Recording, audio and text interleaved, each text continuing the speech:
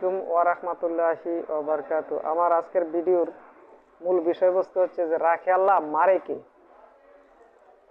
আজ থেকে অনেক দিন আগে আমাদের প্রিয় নেত্রী দেশনেত্রী বেগম খালেদা জিয়া খুবই অসুস্থ, বিছানায় শয্যাশায়ী। এদিক দিয়ে আমার একজন আন্তর্জাতিক বিশ্ব নেতা আছেন, যাকে রাজনৈতিকভাবে ধর্মের বাহিরে রাজনৈতিকভাবে যাকে আমি সবচেয়ে বেশি অনুসরণ করি, যিনি আমার একজন আন্তর্জাতিক লিডার, উনি হচ্ছেন মালয়েশিয়ার প্রধানমন্ত্রী doctor Mohammad Mahathir Mohamad. Doctor Mahathir Mohamad উনি এক নেলসন ম্যান্ডেলা।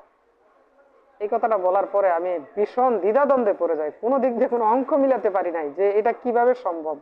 একদিক দিয়ে আমি ওনাকে সবচেয়ে বেশি পছন্দ করি, আবার আমার নেত্রী বেগম খালেদা জিয়াকে সবচেয়ে বেশি পছন্দ করি। এখন নেতৃত্ব বিছানায় শয্যাশায়ী, আর যারা রাষ্ট্র ক্ষমতায় আছে এটা তো কোনোভাবেই সম্ভব না যে তারা তো ক্ষমতাও ছাড়বে না বা তাদের ক্ষমতা পতন হওয়া সম্ভব না।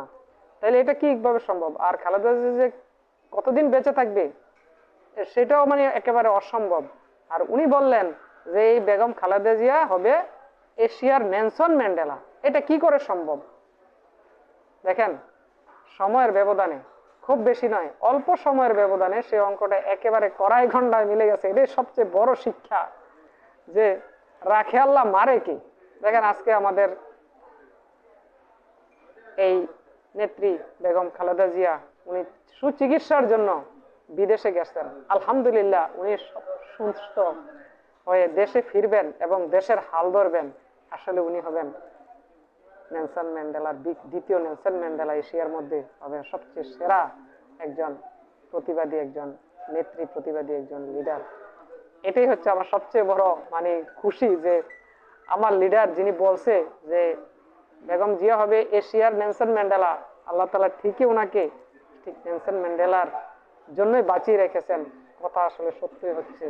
আশা করি উনি হবেন সবচেয়ে প্রতিবাদী এবং এই বাংলাদেশের যে অসহায় একটা আমরা জাতি আছি, আমাদের দিক নির্দেশনা এবং আমাদের বেঁচে থাকার এবং আমাদেরকে বিশ্বের দরবারে মাথা উঁচু করে দাঁড়ানোর যে রাস্তাটা আসলে উনিই দেখাবেন। এই যে আগ্রাসী এবং যে একটা চরমপন্থী দেশ আছে, প্রতিবেশী আগ্রাসী যে দেশ, সেই দেশ থেকে আমাদের দেশকে নিরাপদে রাখার যিনি একজনই মাত্র লিডার আমি মনে করি বেগম খালেদা জিয়া এবং ওনারই সুযোগ্য সন্তান তারেক রহমান সাহেব। এটাই আমার সবচেয়ে বড় শিক্ষা।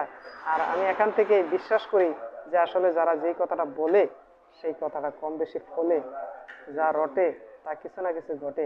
আসলে আমাদের নেত্রী ঠিকই এই এশিয়ার নেলসন ম্যান্ডেলার দ্বিতীয় নেলসন ম্যান্ডেলা হবে, এটা আমি হাড়ে হাড়ে এবং মনে প্রাণে বিশ্বাস করি। সবাই ভালো